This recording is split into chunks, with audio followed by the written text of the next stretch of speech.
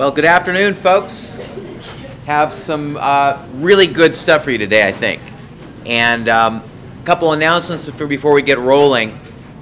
What we're going to be talking about today, we're going to finish up with learning. And I've got a few basic things I want to show you, mostly in video format. I'm going to make some key points.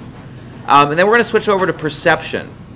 And perception, anybody taken a perception course before? A few of you.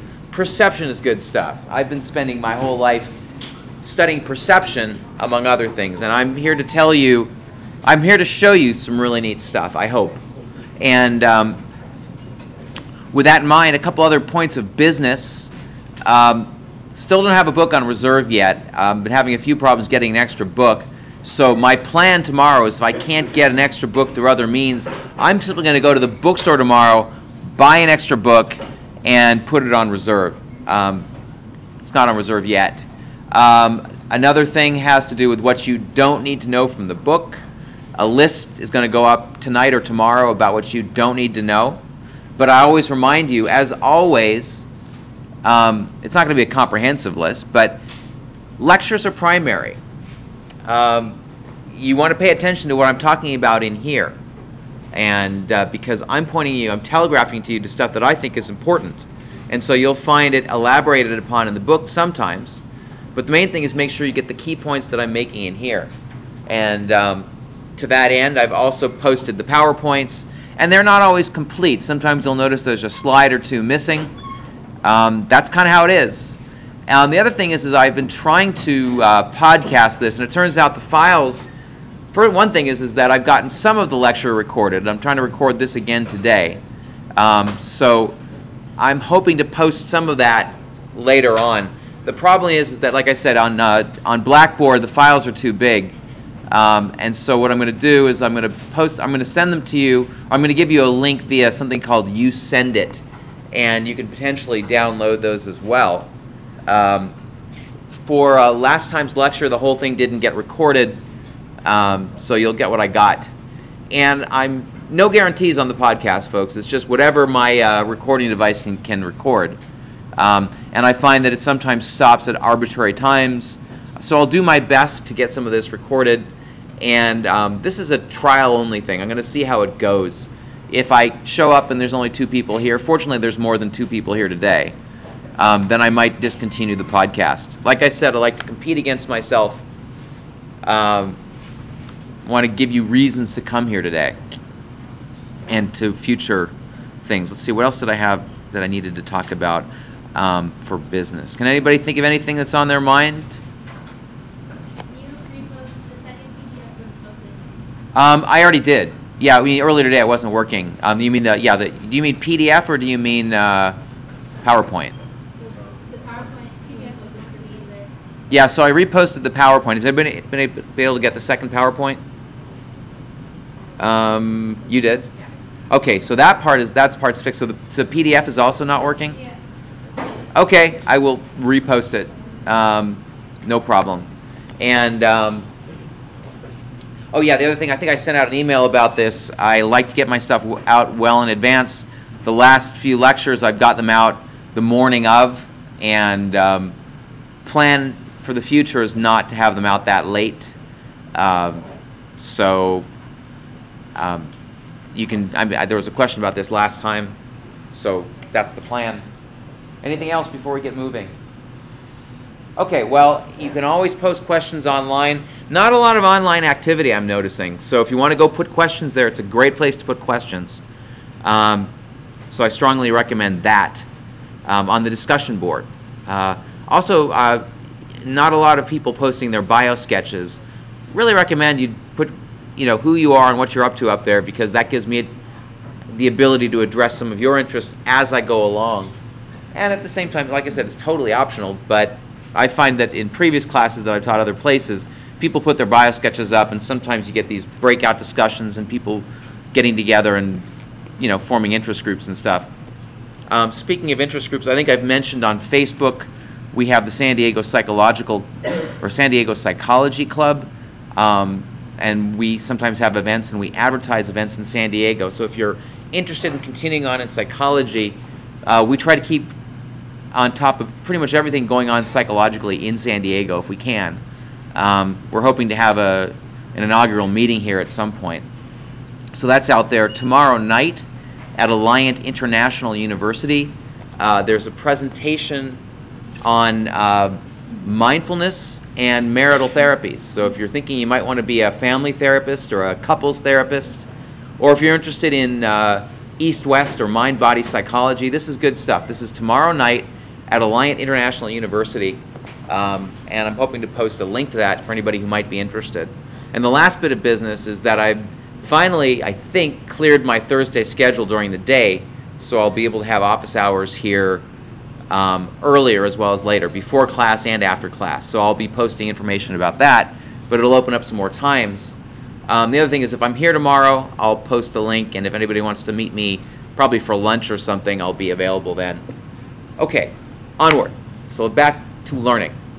Now we were talking about a lot about learning last time, going through some of the basics, and the chapter of your book gets into some odd sort of, I wanted to keep it, the discussion and the emphasis not so much on some of the esoteric stuff that you'll find in the textbook. I mean, there's a lot of basic stuff in the textbook. There's a lot of stuff that goes off on tangents. I want to make sure that you understand some of the basics, the things I've gone over already, you know, leading up to classical conditioning, things like operant conditioning. These are the basics. And then I want you to see some aspects of how we apply these in the real world, in movies, for instance, and in clinical settings. And so I'm going to emphasize that today as I finish up the learning lecture. I've already done a little bit of that. And you'll find that there's a lot of stuff in the learning lecture that we don't cover in here. And it's because there's a lot of interesting stuff on the cognition of learning, but we're kind of segueing through that as we get to the deeper topics in cognition. And so with that in mind, oh yeah, and I want to just kind of tell you where we've been so far. We've done a lot of things in terms of our introduction. We've talked about things like the history, things like behaviorism leading up to a cognitive revolution. We've talked about challenges or things we want to be careful of. Remember I gave you that example of the radio, the old radio. If you start knocking off parts, what does that mean about processing? You know, if something goes away because I've damaged something, what can I infer from that? Talked about things like how we use puzzles and illusions to make inferences about how the system works. We might, for instance, look and see dots on the screen, and some seem to be popping out and some seem to be going in, and it's all based on sort of what we call top-down information. So this concept of top-down versus bottom-up is something that we started talking about then. We're going to keep getting back to it over and over and again as we get through the themes of this course. And we talked about some key figures in the behavioral revolution, Watson among others. And then we got into learning in particular. I spent a lot of time last time talking about this whole notion of preparedness. Just started hinting at something called virtual reality therapy, which I want to show you about soon, in the next few minutes. We started getting into the basics of classical conditioning, or what we call Pavlovian conditioning, Pavlov. And we've talked about him, and most of you have been exposed to him in one form or another. Before that, we were talking about things like fixed action patterns, some really basic ideas, imprinting, basic concepts around learning, critical periods, so on and so forth. As we go on, I talked about the notion of how some practical things like chemotherapy and how you can get classical conditioning through preparedness, through taste aversion. You can do things like when somebody goes through chemo, you can start not liking your favorite food by doing what seem like perfectly reasonable things. We'll be saying more about that today, related sorts of things. Talked about things like the difference between behavior, performance and behavior versus what's actually occurred in terms of learning, the so-called learning performance distinction. So all this is, that's sort of a broad swath. We talked a lot more about other things as well, but these are all things that are kind of essential to where we're going and related to the topics we've talked about with learning. Now, when it comes to classical conditioning, I just want to quickly review the basic Pavlovian stuff. And there he is. We've already gone through all this. We've talked about Pavlov. And so once again, the basic idea, as we saw in the video, is that you start,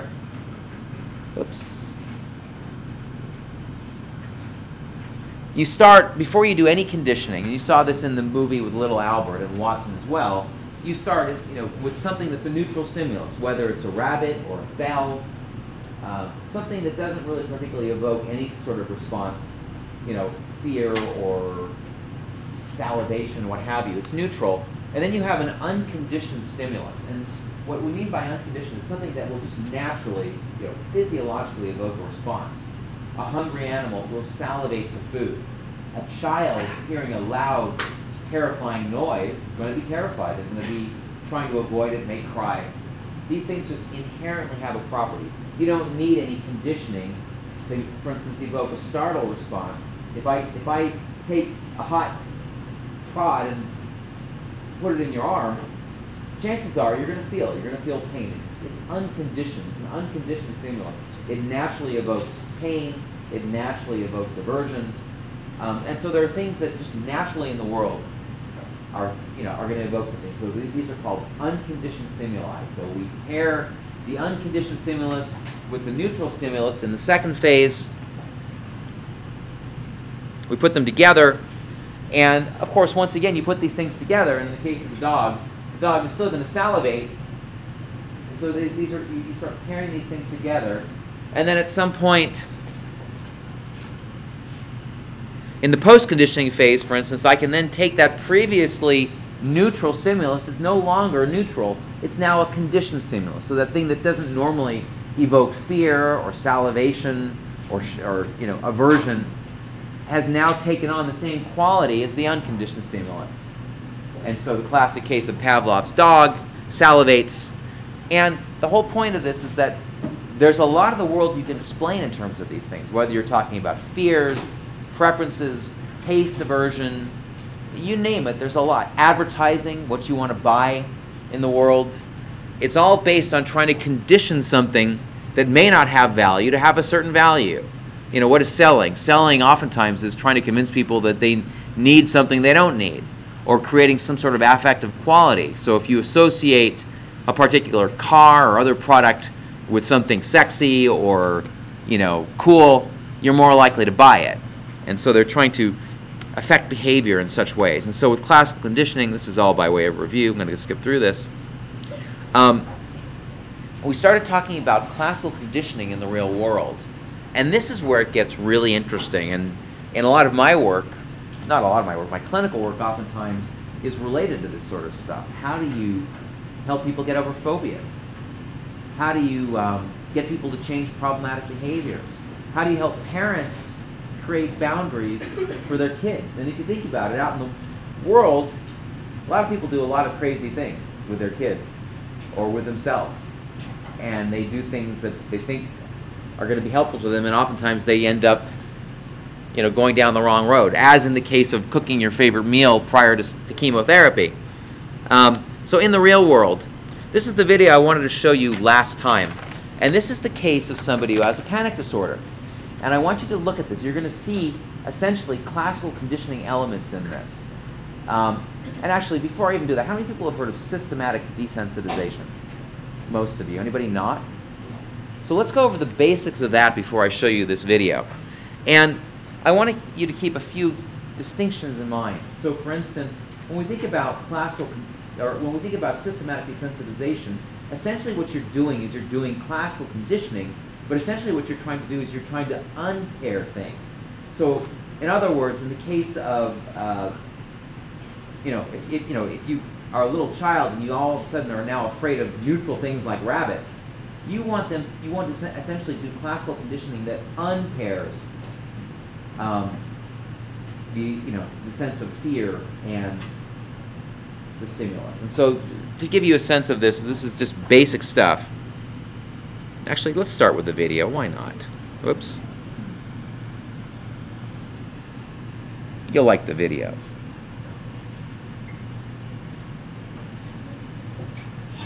Which celebrity says she outsang Jennifer Hudson at the We Are the World recording? Peace. I'll let you know later. We don't need to watch that.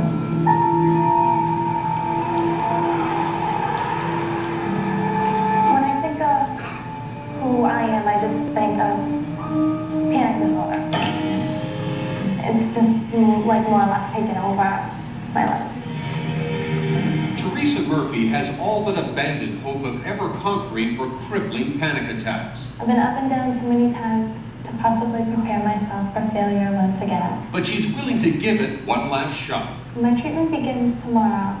It'll be my last attempt at recovery. I sense you don't quite believe you're going to overcome this. No, it's hard. I've had for years. I just can't imagine. You know, like 6 days and poof, it's gone.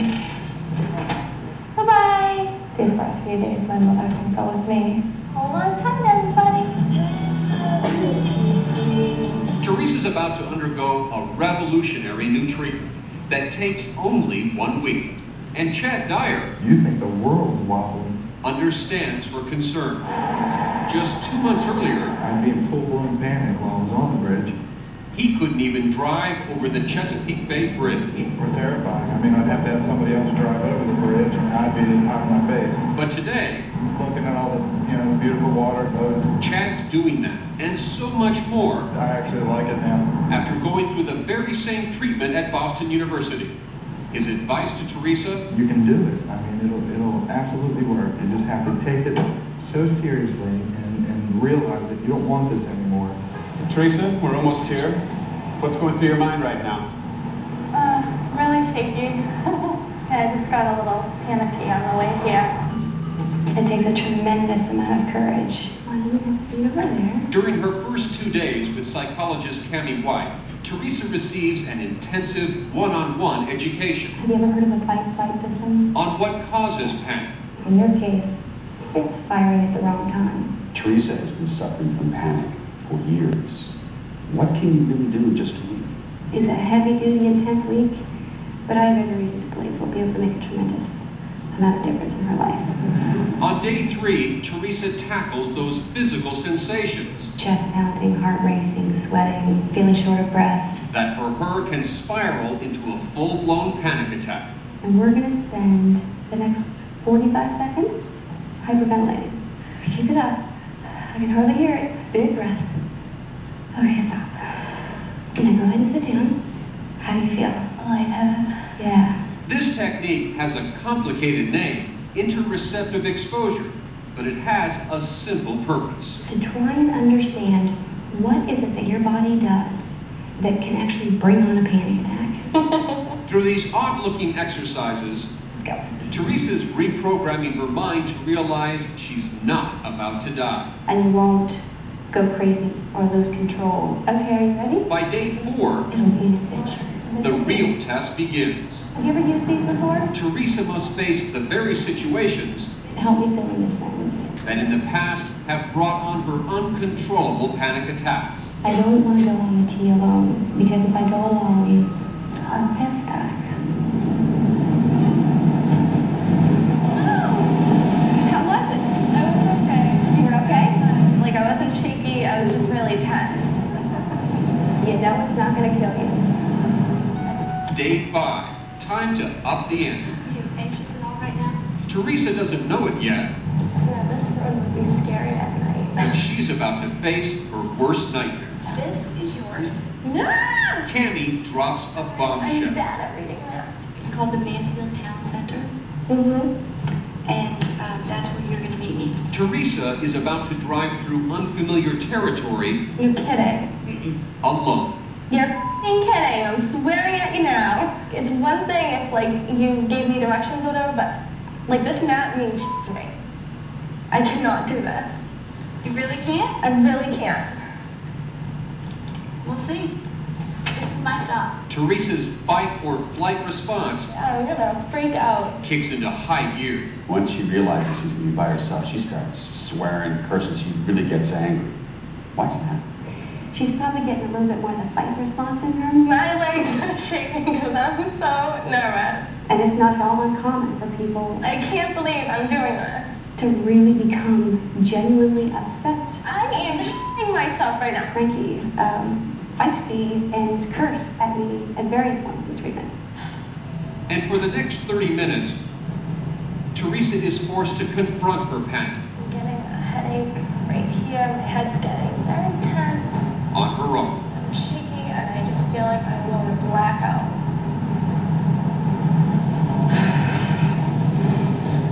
I'm just scared I'm going to crash. In spite of her mounting anxiety, Really, really nervous. Teresa stays focused on reaching her goal. Oxford Mansfield. Cool. Doing good. Okay. Getting over. Feel much better now. My anxiety's coming down. She manages to overcome that panic attack and fulfill her mission with flying colors. You can't stop smiling, can you? Is that a major turning point for Teresa? That is a huge turning point for Teresa. She just wanted to be able to go with her friends somewhere in a car and be able to get there and back without having a panic attack. But I'm excited for it. As Teresa calls her best friend to share the news, she already seems transformed. Now that I know, like, most likely nothing's gonna happen. It just takes away the panic of it. While Teresa and Chad are both walking away from the clinic with newfound confidence, their real test will come over the next few months. Inevitably, she'll have little lapses. But just how far are they willing to go to put panic behind them? Later on 48 Hours.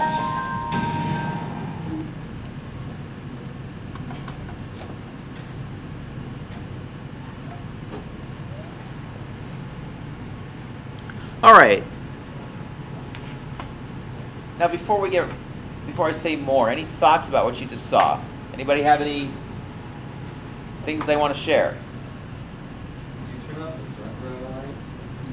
Yeah. That's what I want to do. They were, okay, this is it. There we go. Right. Better, right? It was off during the video. Okay, I see a hand up. What was that called again? What was the therapy? Yeah, there. Well, okay, so, great question. Anybody have any thoughts before I answer?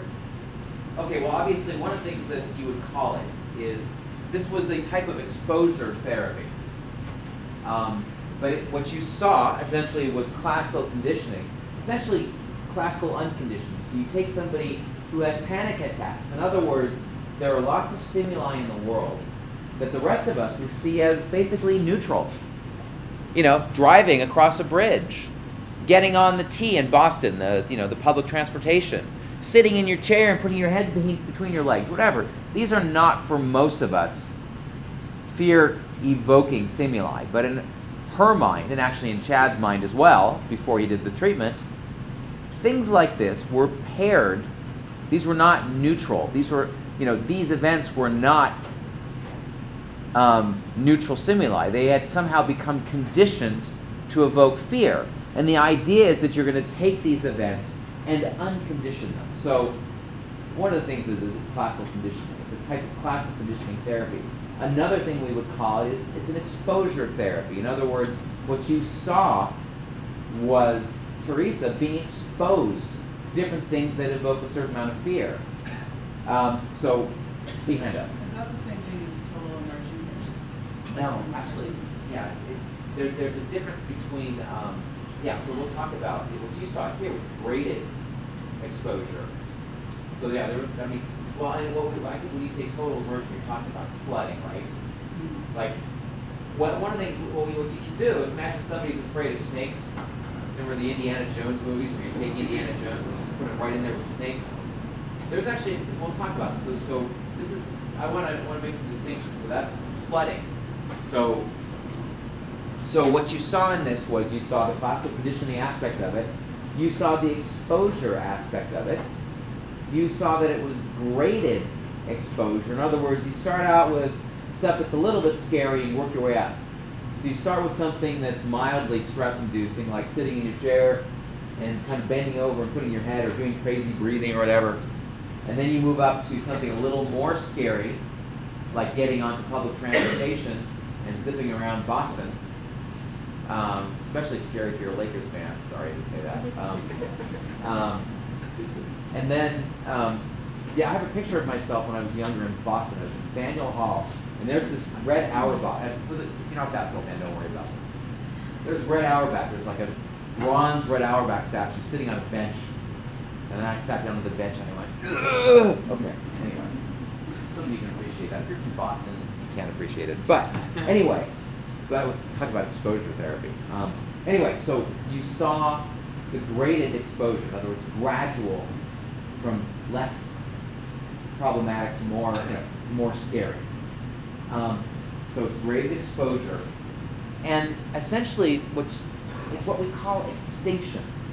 So if I just take you and I put you in, around a bunch of things that scare you, spiders, snakes, parrots, and I just dump you in front of them, and I don't do anything to counter it, that's simply called, and this is an important distinction, that's simply called extinction, as opposed to something called counter-conditioning. So one of the things is I can just say, look, I'm going to keep exposing you to snakes, and as long as nothing bad happens, you're not going to be afraid of them anymore. So one possibility is to simply extinguish the association using extinction therapy. But another thing you can do is counter-conditioning. In other words, I'll give you something that you really like while you do this thing that's really scary. Now, you didn't see any of that in this. There wasn't anything like, okay, if I drop you on the T, which is going to be scary, we're going to give you like milk and cookies while you sit on a train. We'll give you a massage or relaxation therapy. So there's no attempt to counter condition it. So this distinction between extinction, simply exposing yourself to something that, if you're exposed to it long enough, you'll see there's nothing bad happening. Extinction versus counter conditioning. We also have, in this case, you saw gradual or graded exposure, as opposed to, you called it total immersion. The technical term is flooding. So if I simply just take you, if I had just not spent a week with her, if I had not spent a week with Teresa going through all this stuff, and simply taken her in the car and dumped her in the woods and said, drive, that would be flooding, as opposed to gradual exposure. In a lot of clinical settings, they actually do flooding, but I'm here to tell you, don't try this with your own panic disordered little sister. Don't drop her in the woods in the car and say drive. Okay, I'm just here to help folks. Okay, anyway, or little brother, whatever. But the point is that these are different distinctions that are worth noticing. So what you saw in this particular video, it's definitely classical conditioning. It's definitely graded exposure. It's definitely an extinction therapy. There was no flooding. There was no counter-conditioning. We'll make this clearer as we move on.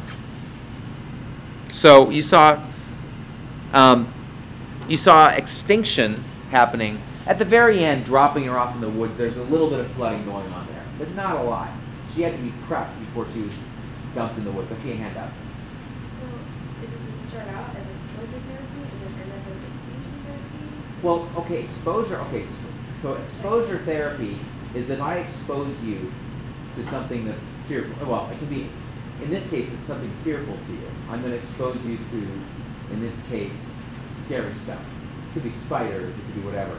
So you can have exposure therapy that's simply extinction. In other words, it's simply I'm going to expose you to things you're afraid of. Or you could have exposure therapy that's counter-conditioning, where I expose you to something scary and at the same time give you something that's going to counter that. So maybe I look and I say, I don't really want to do this. And I say, well, here's some money. I don't really want to do this. Well, look, we'll do some relaxation. I don't really want to do this. Well, I'll do with you. I'll give you a hug while you do it. That's countering, saying, giving you good things, or countering. And to give you an example of this, now you're going to see.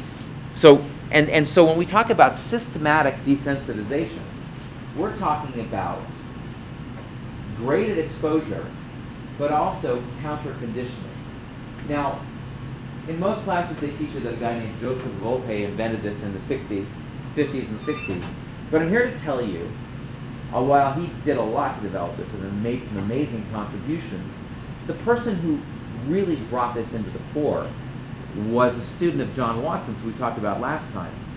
And her name was Mary Cupboard Jones, one of the first female graduate students in psychology. Not a surprise that the egalitarian, politically minded revolutionary John Watson took a woman to be his graduate student, and she did amazing things under his direction or under his supervision at a time when it wasn't common for women to be able to get into graduate school. And what she did was the first counter-conditioning study. And this cartoon that I'm going to show you is essentially what she did. So imagine you have a child who's afraid of a rabbit. So it could be just the same thing as like when we saw Watson condition. Remember I showed you a conditioned emotional response. Well, then his student came along and showed, look, once the fear is there, we can take it away. And this is what it looks like.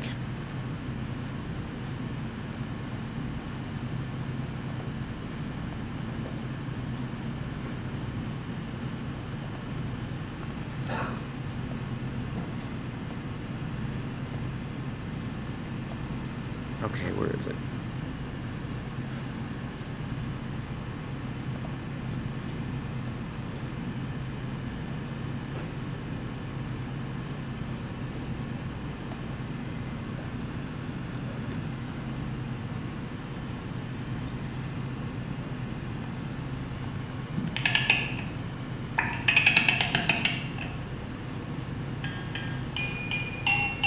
Phobias are irrational fears that sometimes develop through classical conditioning. In the early 1900s, John Watson classically conditioned infants to fear white rats, and the children's fears generalized to other furry animals. This baby has learned to fear rabbits. Even a cardboard cutout of a rabbit makes him very afraid.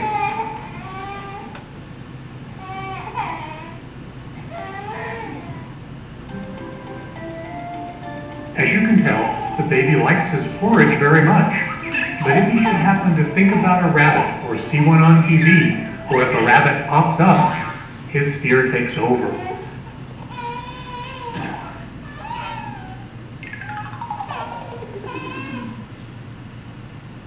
The rabbit is a conditioned stimulus that elicits the conditioned response of fear. By using classical conditioning, we'll see how the baby, and many people who suffer from phobias, can use behavioral therapies to reduce their fears.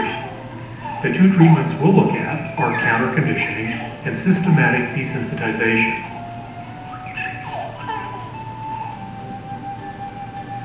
The goals of counter-conditioning and systematic desensitization are to get the person to replace or counter the anxiety associated with the feared stimulus with a good feeling instead. In the case of the baby, we'll present the rabbit whenever the baby gets his porridge. We want to replace the conditioned fear to the rabbit with a new conditioned response, namely the good feeling he associates with his porridge. The idea is the baby will learn the rabbit is associated with good things, and this knowledge will reduce his fears. But we have to do this in small steps. Instead of immediately pairing the rabbit with the porridge, we show him a small rabbit, but just for a little while. When he's comfortable with the small rabbit, we gradually introduce larger rabbits, and then begin moving them toward him.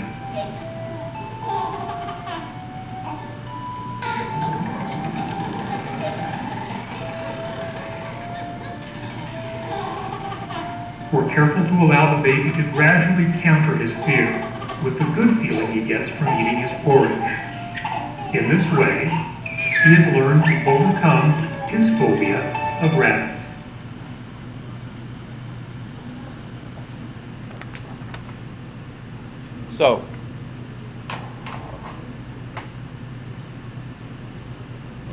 So, basically, the bottom line is that, and this is, even though this is a simple cartoon, this is essentially what Mary Covert-Jones did in the 1920s, about 1924, where she essentially took a child who was terrified of rabbits and showed that essentially they could use classical conditioning with a graded exposure. But now, here it says that it used the terms counter-conditioning and systematic desensitization as if they were somehow different. I see them as essentially the same thing, or systematic desensitization is a type of counter-conditioning.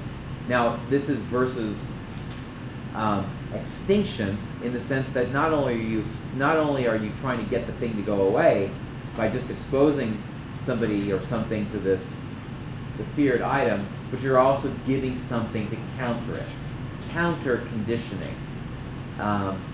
Okay, you're afraid of the rabbit, so while you're going through this, we'll give you some milk and honey. And that was the classic 1920s experiment, where you had the graded exposure along with the milk and honey to try to counter-condition away through systematic desensitization, gradual exposure. So I saw a hand up here first. Oh yeah, how does he not, what if he just became afraid of the porridge? What if he became afraid of the porridge, which is a great question. And as this got developed by Joseph Volte, the point is that can happen.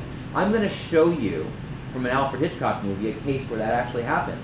Because on the one hand, movie makers want to go the other direction.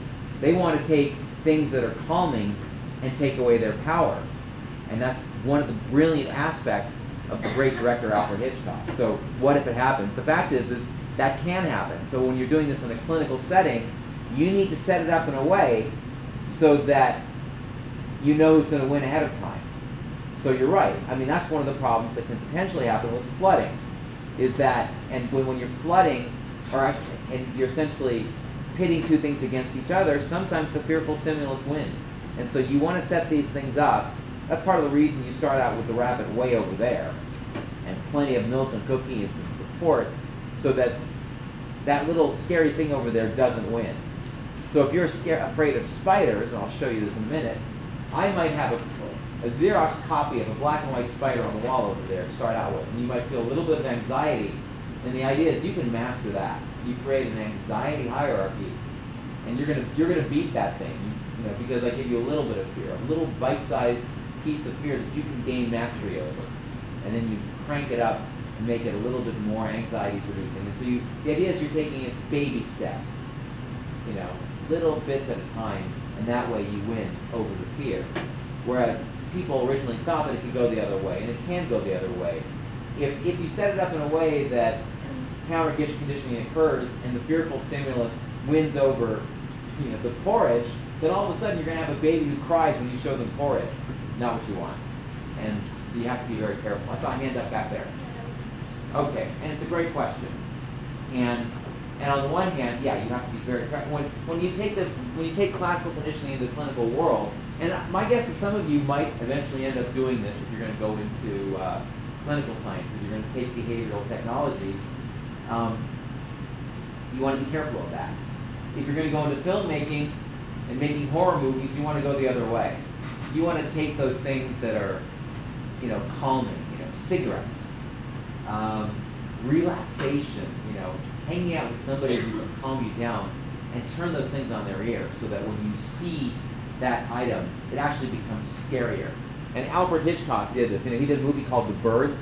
Most of the birds are everywhere. And I'll tell you what, this is a movie where people were conditioned to become terrified of birds. And all the things that you use to relax. Like there's a classic scene where one of the key figures is relaxing in front of a jungle gym. Anybody see that movie, The Birds? And what is she doing? She's sitting there taking a deep breath. She's relaxing. She's sitting on the bench. She's at a playground around kids. She's smoking a cigarette. All these things are kind of cool, relaxing. And all of a sudden this little bird flies in behind her. And all of a sudden all these relaxing behaviors are being paired with the bird. And then, so first of all, the bird is now becoming more and more of the bird itself is becoming a conditioned stimulus. And at the same time, it's all these things that are normally paired with relaxation, associated with relaxation, are now being associated with the birds. And so what Hitchcock does is, in this brilliant moment of cinema, makes the birds more terrifying and makes all the activities of relaxation lose their ability to do that. And in fact, they become scary in themselves. Great stuff. I'll show you another example of Hitchcock's work in just a minute. But before I do that, let's see.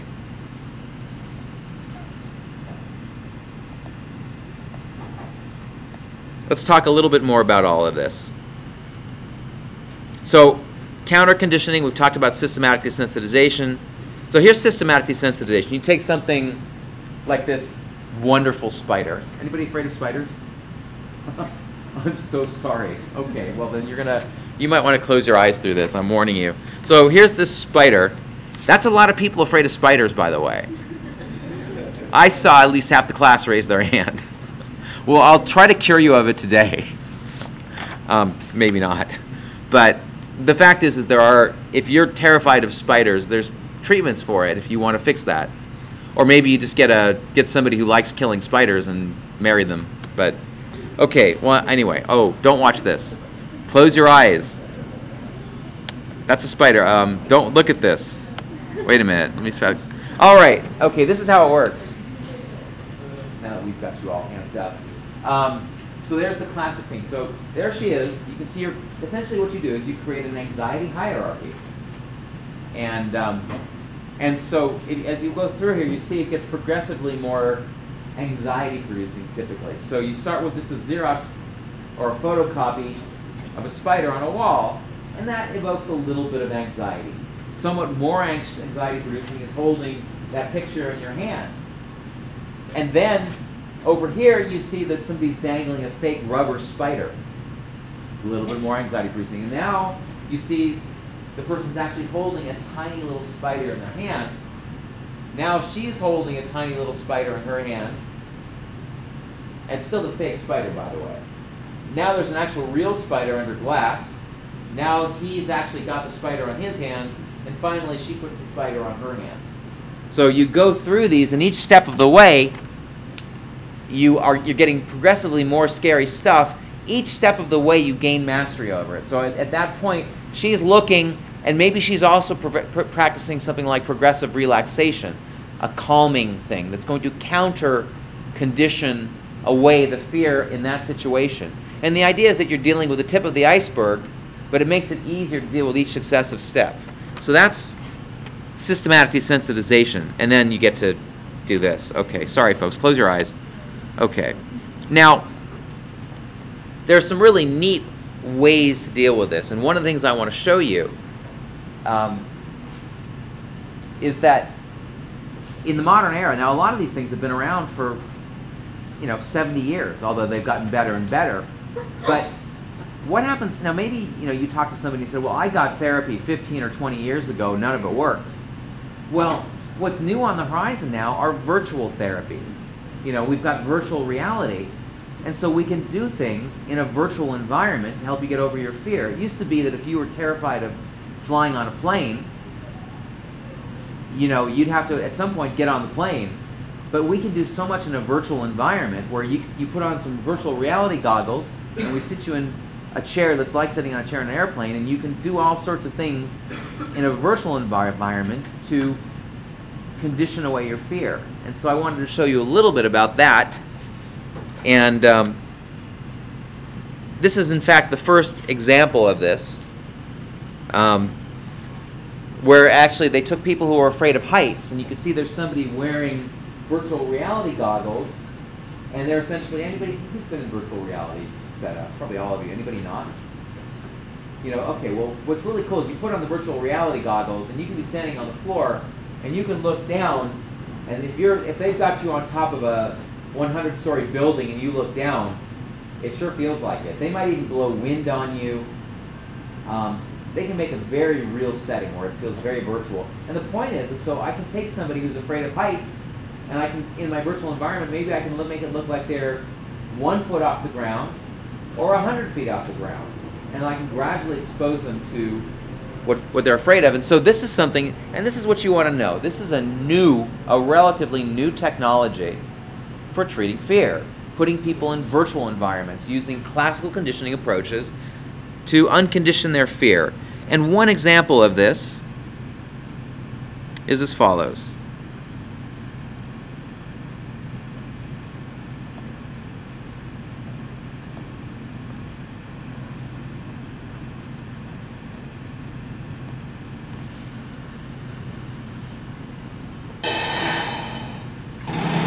I was experiencing the reality of war. But in fact, it was virtual reality of war. Helpless, totally helpless, and really, really scared. Because I thought I was going to die. I didn't want to die like that. I wasn't ready for what would happen. It was perhaps as unnerving, as intense, and as disturbing an experience as I could imagine. Every time I hear a new noise, I can feel my heart starting to pound. I have a little bit of the shakes with my hands. Here at the Naval Medical Center in San Diego, therapists use video game technology to help Iraq vets overcome PTSD. They take the vets back virtually to the place where their trauma began. It's an electronic deja vu. They feel as if it's real, the sights, sounds, vibrations, even the smells of the Iraq War, but in a safe environment. I experienced it for myself with the help of Dr. Mary Rose Girardi at Emory University in Atlanta, one of the therapy's test sites. I was quickly brought back to my time covering the war in Iraq. Right now, you're sitting in the Humvee. I'd like you to just move ahead slowly. You can certainly stand up if you would like. Please be careful. Now, as we go along, what I can do is add stimuli along the way that hopefully will elicit some of your specific memory. For instance,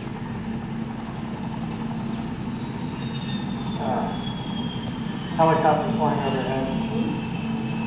I'm going to give you something that's a little bit more disturbing. That is really frightening. You have no idea what's happening right now. Just two of our vehicles have just looked like they've exploded. The kids out there are trying to get out of there as quickly as possible. I can feel my heart rate just starting to down. Looks like we just did some gunfire. More gunfire. Now, I would be asking you, if we were working on a specific memory, to be recounting your memory and confronting that memory. Well, there was one time when we were driving along, and all of a sudden our convoy came under fire. What happened next? It was nighttime, so all these tracer fire, I guess, hitting the front of the convoy in front of us. And we all just ducked down into the truck as low as we could go. Literally just sort of covering your head and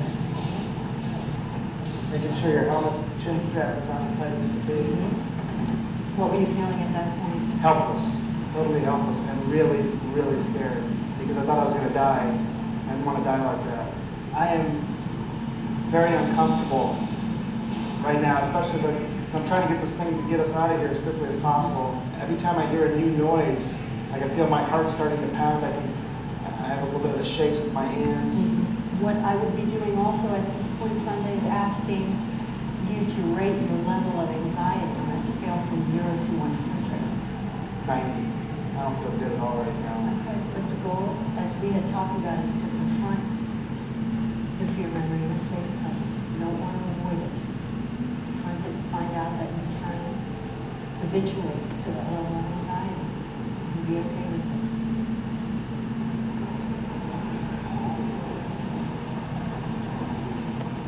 I have to tell you, I was stunned by my reaction. I mean, I know it's only a simulation, but my reaction was so powerful. What I didn't show you was that I went through that simulation 2 more times.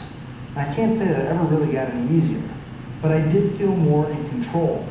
And from what the psychologists tell me, that's the goal. Face your fears until you can control them, maybe even defeat them. Now, this therapy is only available on a limited basis, but it does seem to be very effective at treating our warriors who are coming home. Dr. Sanjay Gupta, CNN, Atlanta. So now, in 2010,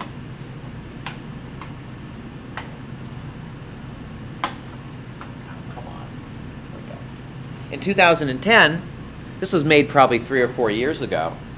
You know, it turns out that San Diego is one of the premier locations for this sort of work to happen. If you've got any sort of fear, chances are you can deal with it in virtual reality. And so in the case of people coming back from war, you can imagine, you know, for good reason, they're terrified of certain things. But what happens when somebody has post-traumatic stress disorder? Well, their fear and whatever they went through isn't just back in the war zone. All of a sudden, there's all sorts of stimuli in the present moment, back in peacetime America, that's going to trigger all sorts of reactions, flashback reactions. So how do you undo that? How do you unpair these? And, you know, in the case of war vets, oftentimes they're tough guys. They don't want to go in and do touchy-feely psychopathy. So something like virtual reality therapy, where you're essentially using scientific principles of behavior, unpairing the fear. You're not going, you know, you might do some talk therapy, but essentially classical conditioning to unpair neutral stimuli, what should be neutral stimuli, from this traumatic experience. So even though they still have horrible memories potentially, and there are certain things that can set them off, certain things lose their power to set them off. You know, when somebody comes back from war, there's a lot of stuff that can trigger all sorts of fear, irritability, what have you. And so the idea is that this is a very inexpensive way to treat some of those symptoms of post-traumatic stress disorder in war. Now, there's all sorts of things. You know, they've developed these treatments for all sorts of things. After 9/11, you know, many of the people who went through 9/11 and had continuing nightmares, continuing fear of going into buildings, had to have a sort of therapy. And again, so maybe you're terrified of going into a building, a high-rise. So we do this in a simulated environment where you practice going into different rooms and going through the setting in a way that allows you to unpair normal stimuli from the event that caused the trauma in the first place.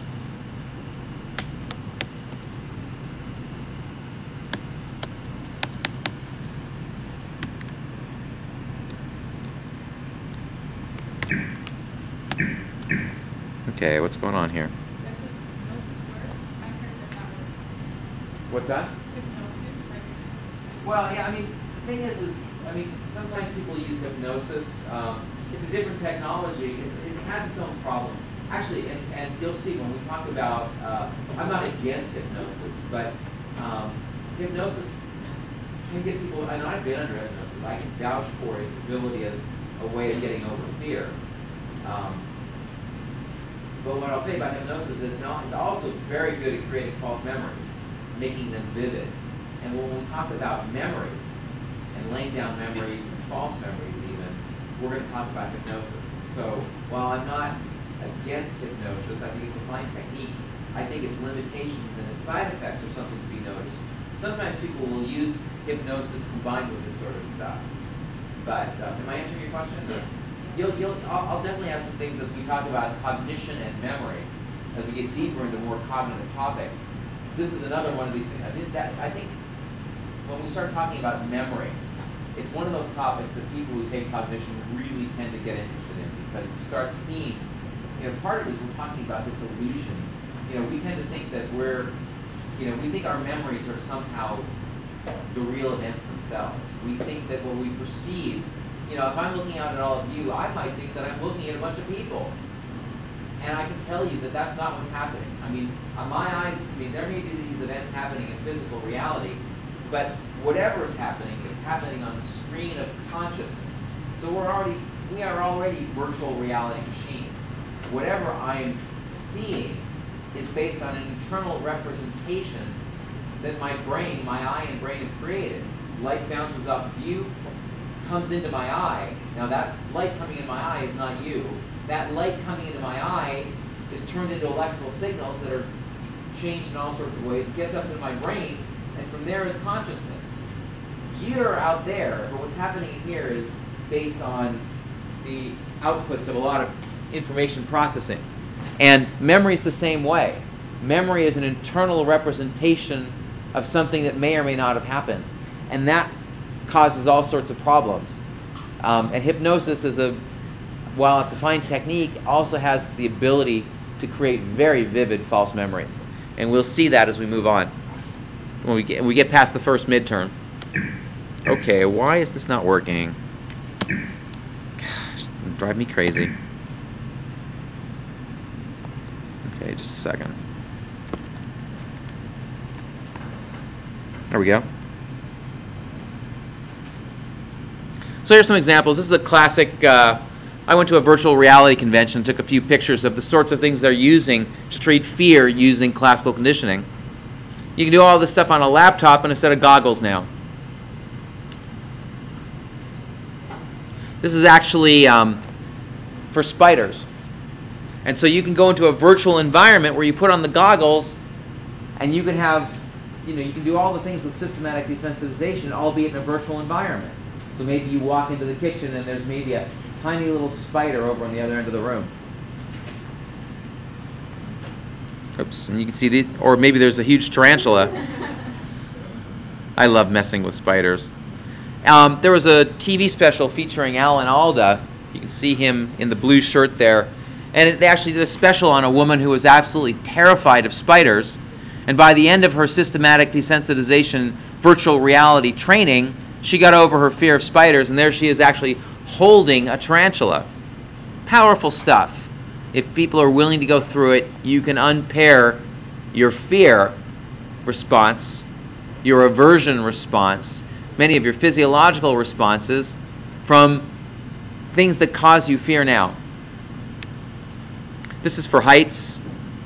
You can kind of see this is from what they did with the height stuff is they oftentimes take video games and then they take out all what, maybe the video game has people doing all sorts of things like attacking, shooting, whatever. You take all that out of the video game and you simply have the virtual environment. You're walking around in buildings and you look up, you look down, you see the height. And so they can essentially give you, if you're really terrified of heights, they might give you a small drop or a big drop depending on what you need. Okay. They have it for public speaking. And I think somebody asked me about this last time. Imagine you're terrified of speaking in front of a group. So here's a virtual audience, and so you get up there and you start, in this case, reading the Gettysburg Address 70 years ago. Now, this is a somewhat nerve-wracking, here you are in the boardroom and you've got these uptight people, burping up breath assure and evaluating you.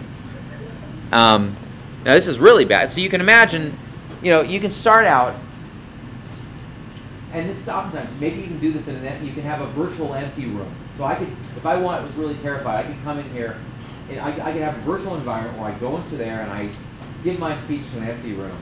And this is essentially how they do it. Then they have maybe a little old kindly lady in the back of the room, sitting there smiling, paying very rapt attention, and you practice giving your speech to her. And if that's easy, then you maybe ramp it up to more people in the audience.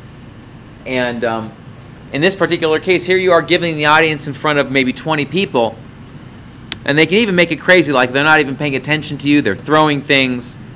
And so you can imagine creating a virtual audience if you have fear of speaking. And you can do this all within a clinic or a laboratory. And they do these sorts of things, for instance, at the Virtual Reality Medical Center here in San Diego, as well as other places. Now it's becoming fairly common. And so these things are out there. Let's see. The one for flying is probably the best simulation that's out there.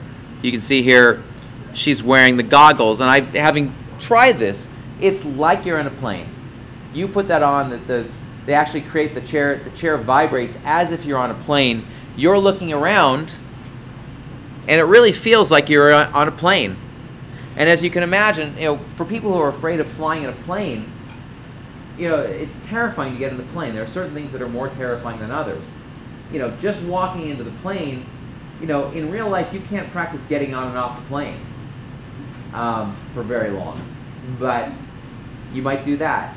Some of the most easy things to do are just to sit there on the plane while it's just flying normally. So it's just coasting along. So you can get people to master that, and you can kind of create nonlinear flights where they master just simple flying, and then they practice things that are more nerve-wracking, like taking off or landing.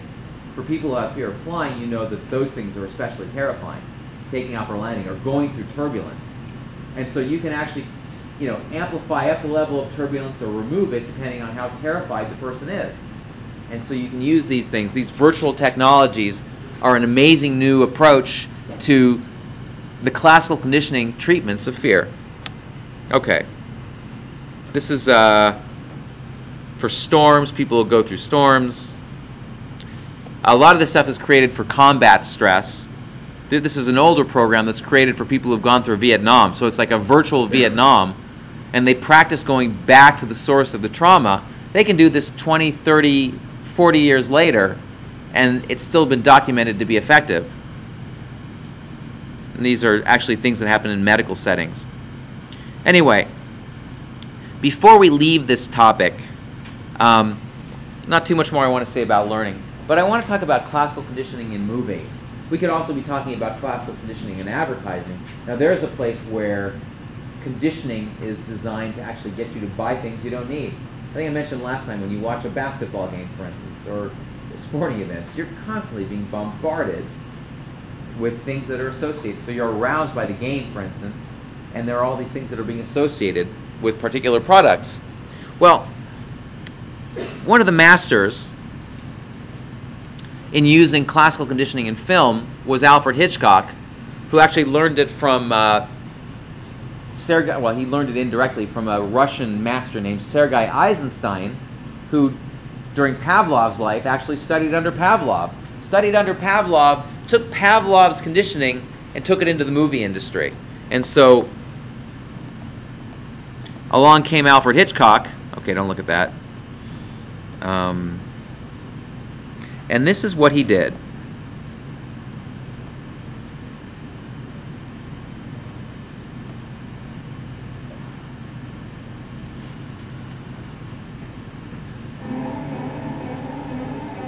This is from the movie Vertigo.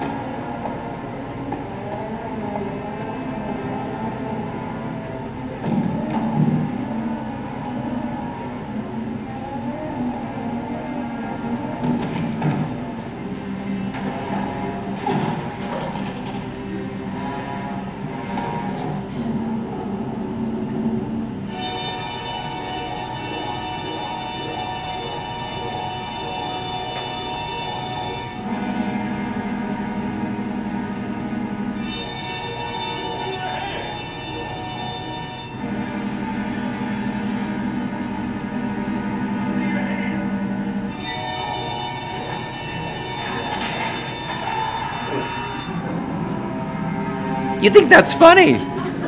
You people are laughing. What kind of people are? Oh, never mind. Okay. Anyway, it is kind of funny, isn't it? Okay.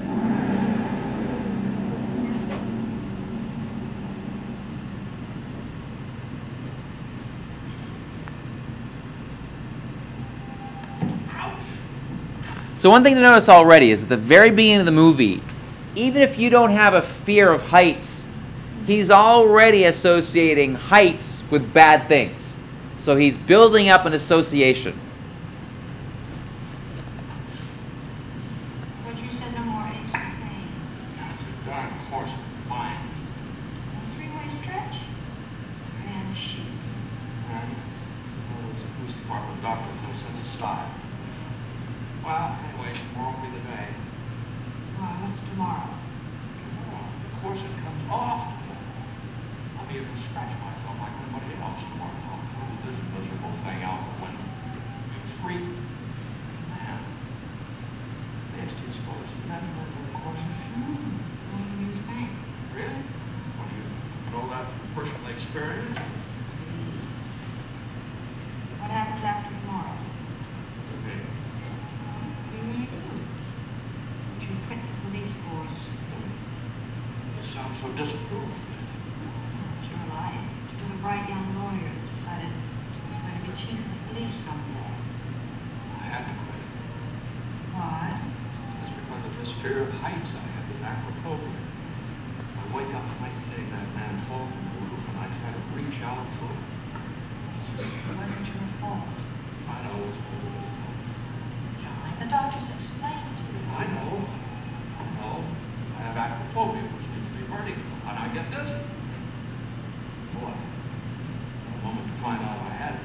You've got it. There's no using it. There's no one to blame. So I quit. The man is sitting behind the desk. Careful. Where you belong. What about my acrophobia? Well, suppose I'm sitting in this chair behind the desk, here at the desk. And a pencil falls from the desk down to the floor. I reach down and pick up the pencil and bingo, my acrophobia guy. Oh, John. Well, what do you do? Well, I'm not going to do anything for a while. You know, don't forget, I'm a man of independent means, as the saying goes. Fairly independent. Why don't you go away for a while?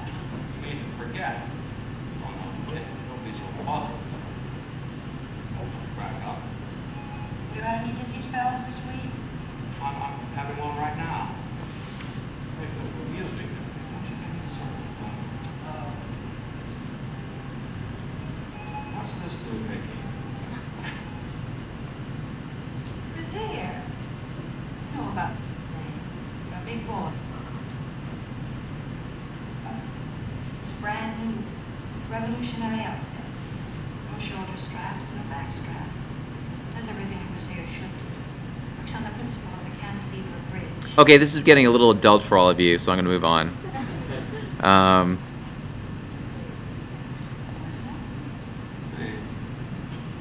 on the bum, such a price of the drink. Well, I'm on the bomb. I'm going to tell him no trouble. Not tonight. I'm going to go up here. Sorry, old man, work. Well,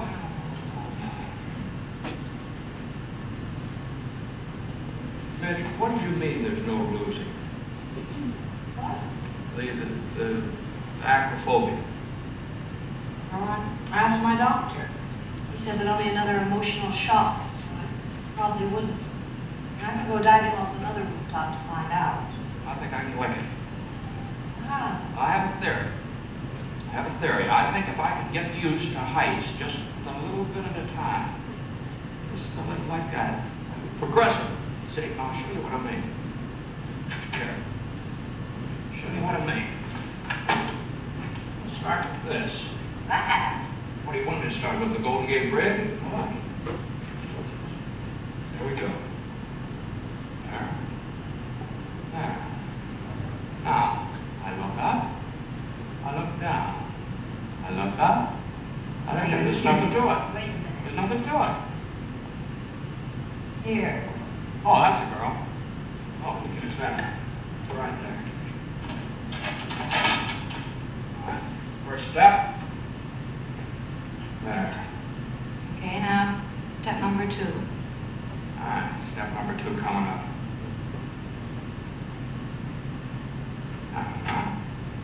See, I look up. I look down. I look up. I'm going right on and buy myself a nice tall step ladder. Take it easy now. All right, now here we go.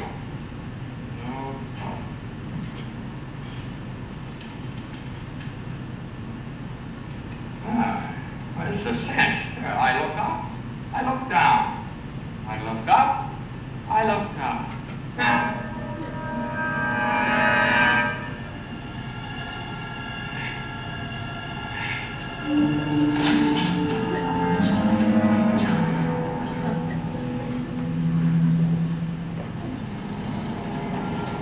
There he is.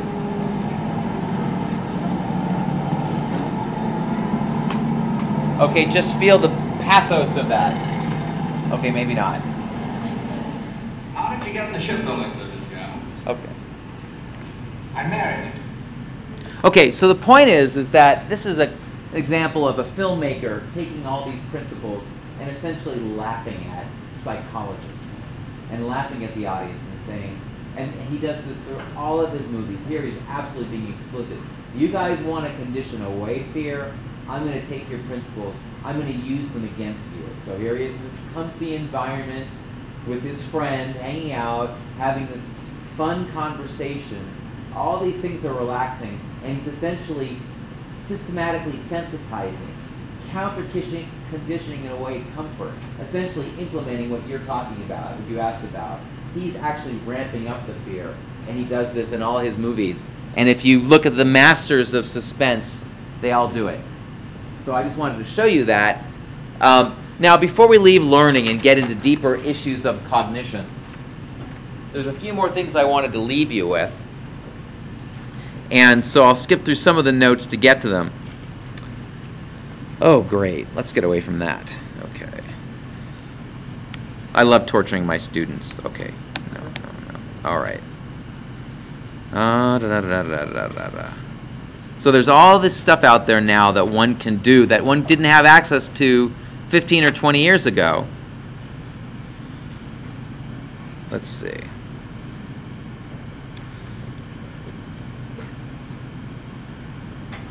I want to say a little bit about operant conditioning, and then I wanted to say a little bit about compensatory responses and drug addiction. And because this is not a course on learning, I'm just going to spend a little bit of time talking about it. You've all heard of operant conditioning as opposed to classical conditioning. Anybody who hasn't?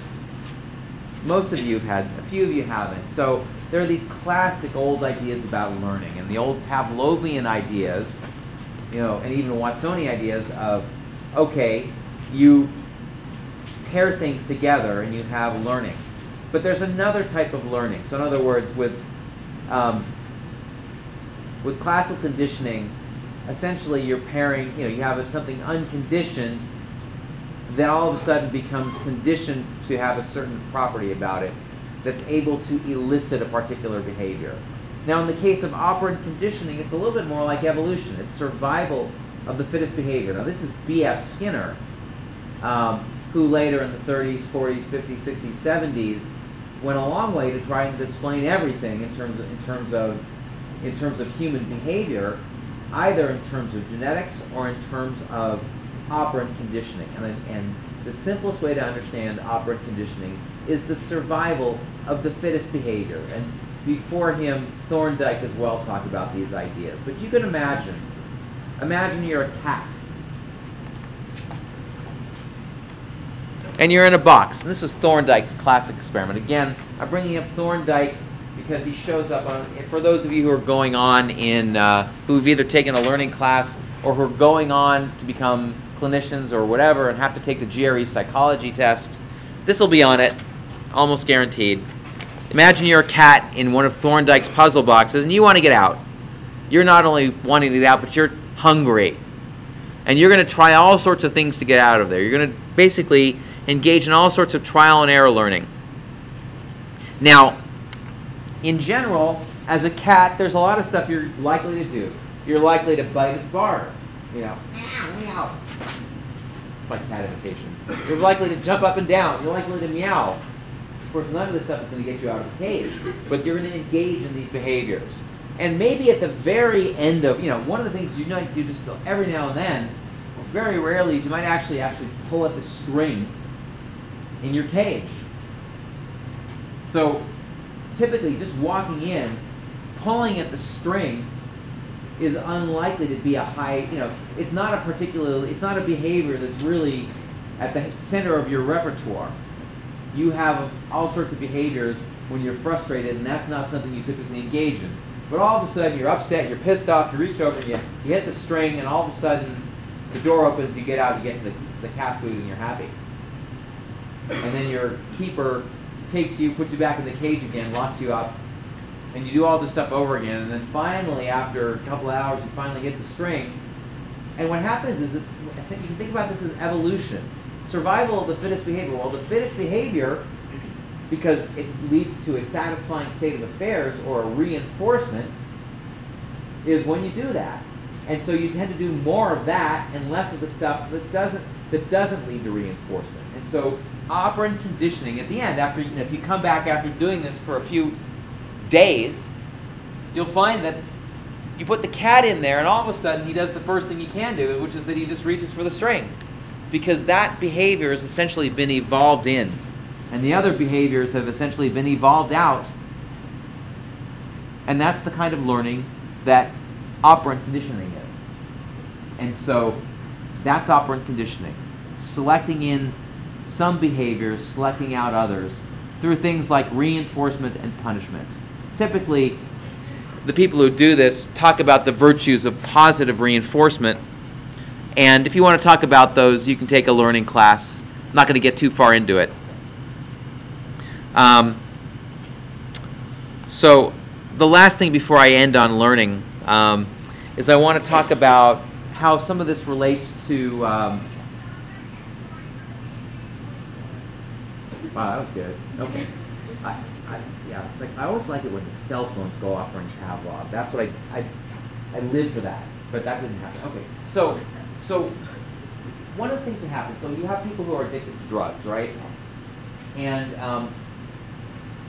this is something that over the last 20 or 30 years, lots of people are out there trying to quit smoking, trying to quit drinking, trying to quit, whatever drug. People are trying to quit eating, whatever. People are trying to quit something. They're essentially addicted to something. And at some point, and so let's take the case of drugs, like heroin. People get addicted to this stuff. How do you get off of it? And at the same time, you get people going into rehab. They start getting off the drug. And one of the things that there's actually an increased chance that at some point after the attempt to stop, that you take the drug and you overdose. And sometimes people die of overdoses. Not an uncommon event in the world of drug rehabilitation. Well, and this happened for years, and people physiologists, medical people would come up with all sorts of explanations until a behavioral psychologist showed up and said, you know what, there's something going on here related to learning. You all are talking about the physiology of this, but let's talk about what happens. Okay, so what happens, and you know how how many have heard of this term tolerance in drug addiction? You keep needing more and more of the drug to have an effect. How many people have heard about compensatory responses in this? So just a few of you. So you all know about tolerance, you know, here at SDSU. I'm sorry, you know, I need to drink more tomorrow. But so you need more and more of a particular drug for it to have the same effect. Well, so what's happening here? One of the things that people have pointed out is that your system, if your system starts getting clues that you're going to inject heroin or whatever drug or drink or whatever, these are all essentially triggers. These are formerly neutral stimuli that are now, you know, so if I look down at the table and I see a needle, that's associated with injecting heroin. If I walk into a dark alley with a bunch of strange-looking people, that may be associated with taking heroin. If I smell a certain smell, if I see a certain friend, quote-unquote friend, if I see a drug pusher, if I see whatever, all these things are associated with taking the drug. And so what they're cluing me into is I'm about to take a drug. In other words, they were previously neutral stimuli that have now been conditioned to signal something. So in the same way that the dog salivates at the sound of a bell, my system starts reacting to the fact that these things are happening, telling me I'm about to inject heroin. And so my system has all sorts of physiological responses gearing up to deal with the fact I'm about to inject a drug. You know, the drug has toxic effects, and my system starts mobilizing to defend against it. And so each time I come back, the system mobilizes more, and so I need to keep injecting more and more of the drug each time for it to have more of an effect. One of the reasons that, it's not the only reason, but a major reason that tolerance occurs is that my system is putting up more and more of a defense against what's already there. So I walk down that dark alley, I pull out the needle, and my system is already saying, okay, mobilize, put up some stuff to minimize the effect of whatever heroin gets injected. And so slowly but surely you keep increasing your dose to have the same effect, because your system, through conditioning, is reacting to the fact you're about to put in a drug. Does this make sense to everybody? Anybody still want me to say more about it? Okay, so your system does that. And that's called a compensatory response. And this is, now we're talking about something called the compensatory response model. You want to know about the compensatory response model. I think there's a little bit about it in the book, but it's everywhere. So this is the compensatory response model. Now, so part of it is it explains tolerance to a certain extent, and it also explains overdoses. Because oftentimes you go into rehab or whatever, you stop taking your drug, and you know, one of the things you stop, you know, this is part of the treatment. Hey, avoid all the triggers. The things that trigger you to want the drug, you're avoiding. So oftentimes you encounter the drug in an unusual circumstance. So maybe, you know, you're not going down the dark alley. Maybe you move to a new town. Maybe you're living with your family somewhere else, or you're in a rehab place. You're somewhere far away from the typical triggers, and all of a sudden there's the drug, or you go find it, you know, all of a sudden you're confronted with the drug in an unusual setting, and you take the same amount of drug you were always taking before, but your system doesn't have the opportunity, because there's no, you know, because all these signals aren't there, your system doesn't have the opportunity through classical conditioning to mobilize. So in other words, it's as if you're taking it your system doesn't have the ability to give its compensatory response, and you overdose. You take the drug at the amount you usually take it, and because your system doesn't have that conditioned compensatory response, you overdose, and then sometimes you kill yourself. Does that make sense? So, essentially the triggers aren't there, and the tolerance isn't there, so that's how you can possibly overdose? Right. And I mean, that's the compensatory response model. It doesn't explain all overdoses, But the fact is if the body doesn't have the ability to anticipate what's about to be put into it, then yeah, you don't get the benefit of that. There's no compensatory response, and so typically, if you're taking it regularly in the same sort of circumstances, your system cranks in and says, okay, through a number of physiological responses, it basically is ready for a certain amount of drug, and it keeps, as time goes by, it puts up more and more of a defense. But if you circumvent that and it doesn't have a chance to turn on, then you don't have all those protective things happening. It's like you're taking a larger dose. And so that's the compensatory response model. And so that's the risk. It's one of the risks in rehab. It's one of the risks of taking drugs in unusual circumstances. It's one of the reasons that you go to, Cabo San Lucas and you overdose. It's not your normal environment. And so your system doesn't always compensate the same way. And so this is another example of, and I don't know why I have to talk about it. Anyway, but it's one of those things that it's worth knowing. It's worth knowing, especially if you're trying. I see a hand up. So is that why Well, I mean, I'm not. Well, it's sometimes a factor in these things. So, you're away from home, you're away from things that are familiar, and maybe you're drinking a lot at home, but you're somewhere else, and yeah, you don't. I mean, oftentimes you go on a cruise and there are plenty of the same triggers, but sometimes, I mean, I think it tends to happen, essentially in unusual circumstances where your system doesn't have the ability to kick in and say, oh, I'm about to take the drug, if that makes sense, because there aren't the normal associations. Is that the same like switch rather? So if you have really good heroin and then you take Methadone or something. I think possibly. So oftentimes what'll happen is people switch over to methadone, and then so that there are different compensatory responses to the methadone, and then they go back into an environment where they get heroin, and they take the same amount of heroin they're used to taking. And the point is all these things that are essentially associated with it have extinguished to a certain extent, if that makes sense. So. Yeah, so if you were still in the same environment, if you still have the same triggers, Right. the same. Right. And so I'm just touching, exactly. And so the point is, that's just 3 minutes of talking about compensatory responses and the compensatory response model within the context of this. If you're interested in it, there's a whole world of substance abuse that studies this sort of thing. And there are different variants on it, taking many of, and my guess is if you take a learning and behavior course, you'll get a bigger dose of this. It's a drugs and behavior course. Do they talk about it? It's a whole class, drugs and behavior. Right. And it goes on all of it. Right. You want to say a few words about it? I don't know. As far as that goes, you pretty much covered it. Pretty much covered it. Your body prepares for it. As far as like enzymes in your stomach, to like in your liver, to even stuff that breaks it down in your blood inside. Right. Your body gets ready for it, and then he said that the majority of like overdoses and stuff happen in a situation where they're not used to shooting up or whatever, like they hadn't gotten their fix and they're on their way home or whatever and just have to do it and shoot up at one time. Right.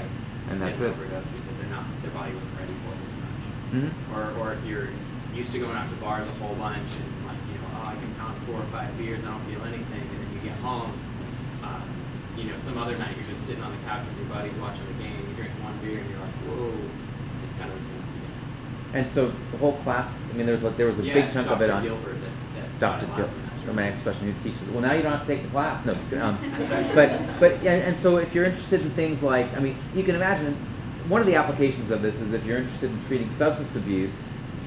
I mean, this is great stuff to learn. This is stuff that they weren't talking about this many years ago. It took a behavioral psychologist to show up and say, look, it's not, you guys are doing this whole medical model stuff. There's a whole learned component to substance abuse and tragedies that occur with it.